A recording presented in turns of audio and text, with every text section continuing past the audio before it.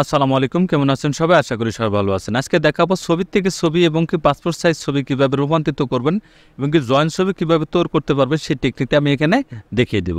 প্রথম ছবিটা আমি কেটে দিচ্ছি। আমি একটা ছবি স্ক্যান করে নিব। স্ক্যান করার জন্য এখানে ফাইলে চলে যাব, এখানে ইম্পোর্ট দেখতে পাচ্ছেন, এখানে স্ক্যান করে নিব। আমি ছবিটাকে প্রথমে আমি স্ক্যান করে নিচ্ছি, একটু সময় লাগবে এখানে স্ক্যানটা হতে। এখানে ছবিটা স্ক্যান হয়েছে, ছবিটাকে আমি দেখাচ্ছি। এখানে দেখুন কয়েকটি ছবি রয়েছে, কিন্তু এই ছবির মাপে যদি কাটতে যায় সেক্ষেত্রে প্রতিটা ছবি আপনার সিঙ্গেল করে কেটে তারপরে কিন্তু এটা মেজারমেন্ট আমাকে জানতে হবে এবং কি প্রতিটা কিন্তু সিঙ্গেল করে করে এরকম করে তারপরে কিন্তু ছবিটাকে আমার কেটে নিতে হবে। দেখতে পাচ্ছেন, এরকম করতে আবার কেটে নিতে হবে। এখন সবগুলো ছবি যদি আমি একেবারে একটি ক্লিকের মাধ্যমে কেটে ফেলি তাহলে কি মনে হয়? আমি প্রথমে ফাইলে চলে যাব, এখানে অটোমেট দেখতে পাবেন, এখানে ক্রপ অ্যান্ড স্ট্যান্ড ফটো ম্যাজিকটা দেখুন। এখানে ক্লিক করার সাথে সাথে দেখুন যতগুলো ছবি আমার এখানে রয়েছে ততগুলো ছবি কিন্তু আমার সিঙ্গেলভাবে ক্রপ হয়েছে। আমি কিন্তু এখানে শুধু একটি ক্লিক করে দেওয়ার সাথে সাথে কিন্তু ছবিগুলো বিভিন্ন সাইজে যে যে ছবির মাপ ছিল সেই অনুযায়ী কিন্তু এদিক সেদিক বাঁকা রয়েছে, তারপরে কিন্তু এগুলো কিন্তু সোজাভাবে কিন্তু কেটে গিয়েছে।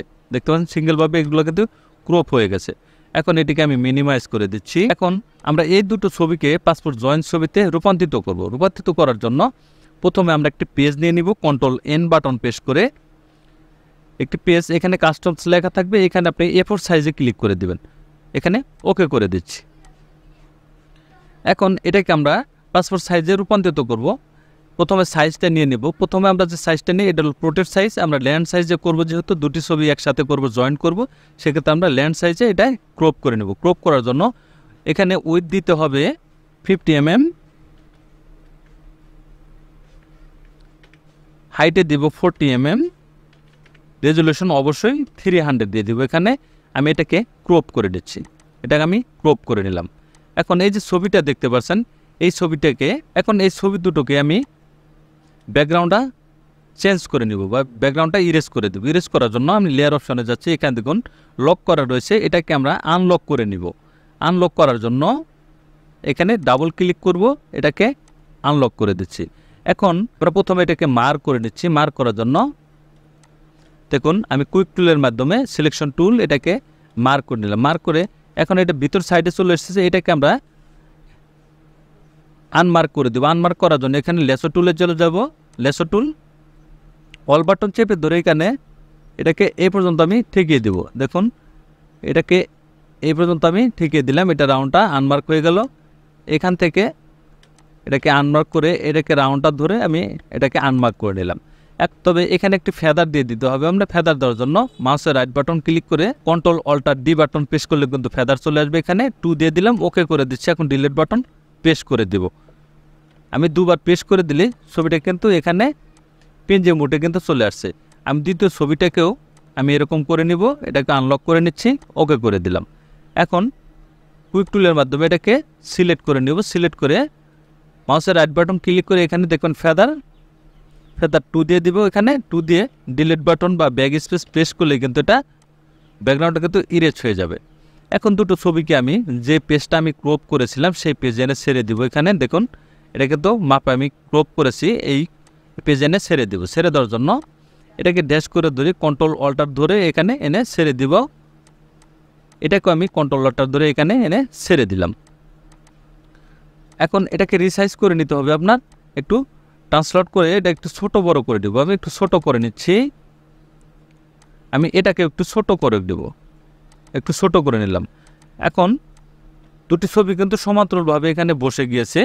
আমি লেয়ার অপশনে যাব। এখন লেয়ার অপশন, এখন দেখুন মেয়ের ছবিটা নিচে চলে এসেছে আর ছেলের ছবিটা উপরে চলে এসেছে। এখন আমি মেয়ের ছবিটাকে উপরে দেবো। উপরে দেওয়ার জন্য এই যে এখানে দুটি লেয়ার, এই মেয়ের যে লেয়ারটা এই লেয়ারটা ধরে আমি উপরে এনে ছেড়ে দেবো। এটা দেখুন উপরে চলে এসেছে কিন্তু এখন এই ছবিটাকে একটু সাইজ একটু বড় করে নেবেন, উপরে একটু বর্ডার রেখে দিবেন, একটু স্পেস রেখে দিবেন যাতে একটু ফাঁকা থাকে। এখানে দেখুন আমি জুম করে দেখাচ্ছি, এতটুকু পরিমাণ যাতে একটু ফাঁকা থাকে।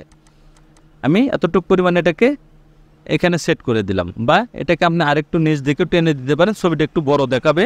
এটাকে এতটুকু পরিমাণ আমি রাখলাম। এখন এই ছবিটাকে আমি একটু ছোট বড় করে নেব। ছোট বড় করার ক্ষেত্রে অবশ্যই আপনাকে খেয়াল রাখতে হবে ছেলের চেয়ে মেয়ের ছবিটা যাতে একটু শর্ট থাকে। আমি স্কেল দিয়ে দেখাচ্ছি, এখানে দেখুন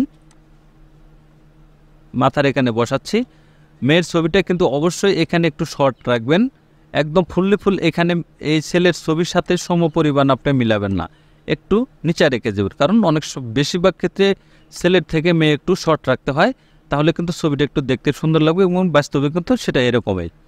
এখন আর এই যে ছবিটা রয়েছে, এই ছবিটা বর্ডারটা উপরে দিবেন যাতে বোঝা যায় যে দুজন একসাথে দাঁড়িয়ে ছবিটা তুলেছে। এই বর্ডারটা একদম সমান্তরালভাবে এটা কেটে দিবেন না। ধরুন আমি যে এরকম দেখাচ্ছি আপনাদের, আমি ছবিটা একটু ক্রপ করে দেখাচ্ছি, এখানে ক্রপ করে দেখাচ্ছি। দেখুন আমরা অনেক ক্ষেত্রে এরকম আমাদের ছবি কাটা থাকে, সেই ক্ষেত্রে আমরা এরকমভাবে মিলিয়ে দেওয়ার চেষ্টা করি। এরকমভাবে মিলিয়ে দিলে কি হবে, এটা কিন্তু দুটো ছবি আপনি জয়েন করেছেন সেটা কিন্তু এখানে বোঝা যাচ্ছে, আপনি দুটো ছবি এখানে জয়েন করেছেন এরকম বোঝা যাবে।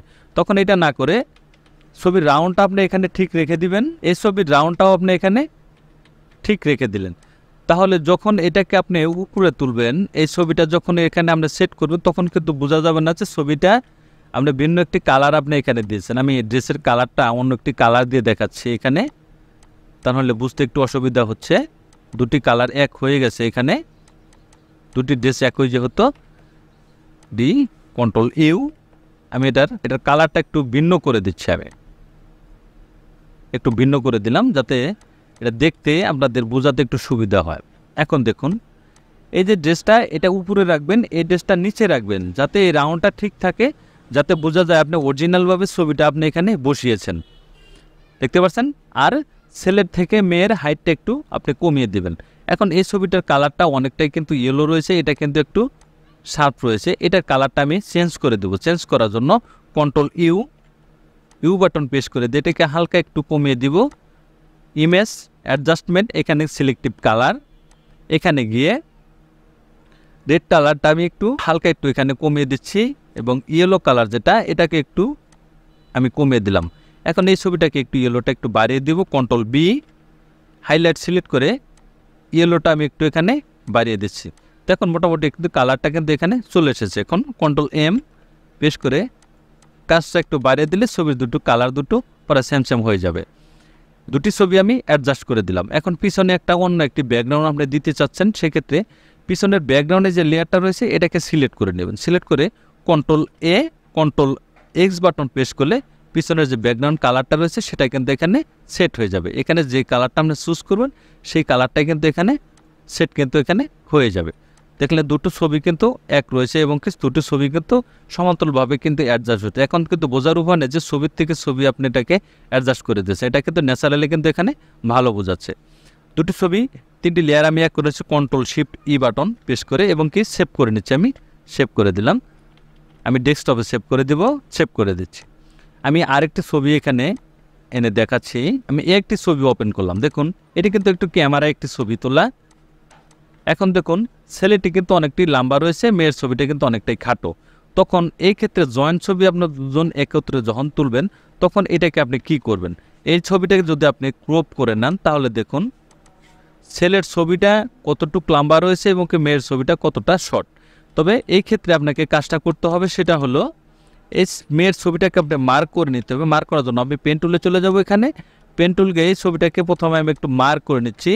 মেয়ের যে ছবিটা থাকবে এই ছবিটাকে আমি একটু মার্ক করে নেব, এই পাশে ঘুরিয়ে এনে এই অ্যাঙ্কারে ঠেকিয়ে দেবো।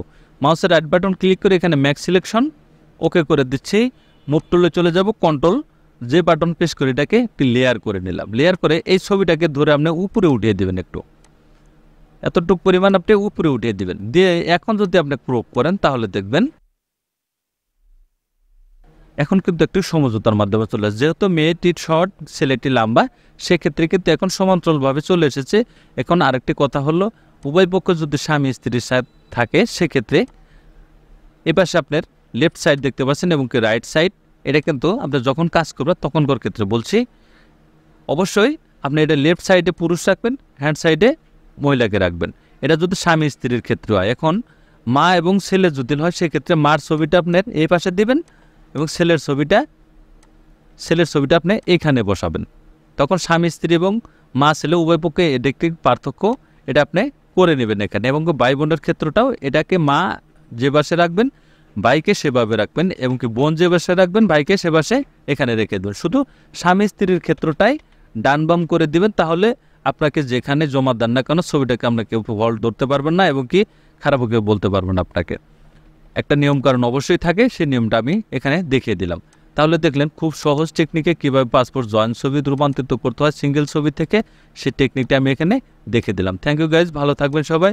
ভিডিও যদি ভালো লাগে অবশ্যই লাইক কমেন্ট শেয়ার করবেন, সাবস্ক্রাইব করুন, বেল আইকনটি চালু রাখবেন, নতুন নতুন ভিডিও পেতে চ্যানেলটি ফলো করে রাখবেন। ভালো থাকবেন, সুস্থ থাকবেন, আল্লাহ হাফেজ।